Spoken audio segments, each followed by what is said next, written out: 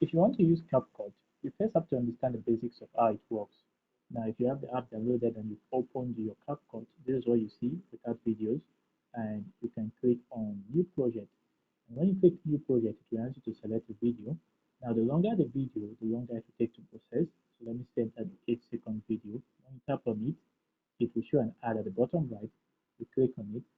When you add the video, it shows and it's ready for editing. But what you need to take note of is at this middle area here, this is the preview of the video. And you can press this play button, and that play button will play the video so you can see a preview. And whatever you edit will be shown live in this preview. Now, this other area is where you get to find what I call frames, or I can also call them layers. So for each item you add, for each video, whether it's a logo or a sound or any other thing, it will have its own frame on this middle area. And you get to edit each of the frame by tapping on one of them. And when you tap on one of them, you see this white border around it. It will show, indicating that you are currently on this frame. And the menu at the bottom will show up different items.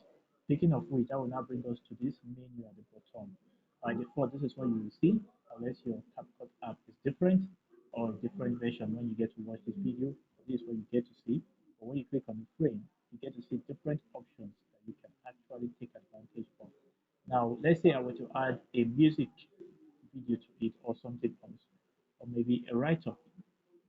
So let's say I add a write-up and then I click add test. So you will learn how to do this later. I just want to show you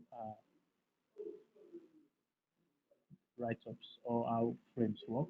And the way it works is you get to see there's a new frame now created for the write-up. And if you notice, the frame starts here and it ends here. But look at the video frame, it's on a different line on its own. So you want to make sure that if you want a particular frame to play throughout the video, you want to make sure that the frame itself is as long as the main video frame, which is this one. So look at both of them. Are they of equal length? No. So for this guy, we want to drag it from here to the end of the frame, the video frame. So take note of what I just did. I tap on it, and this ending is what you want to drag. And then you can also move it around. You can press and hold it and move it around. Now, as you go further in the tutorial, you get to see more of how this is applied. But take note of these areas because they are going to be important for you to be able to edit what you want in CapCut. These are frames, or you can call them layers, and you have to understand and use them. And this area here, if you see this area just where the frames are, it shows you the time, the exact time the video is currently in that you can preview. And if you look at this vertical white line, it is showing you where exactly the video is.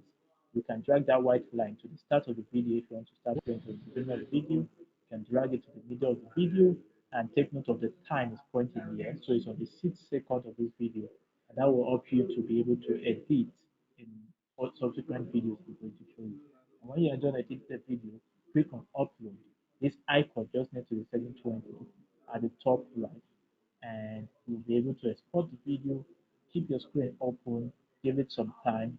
It will take some seconds and wait for it to export.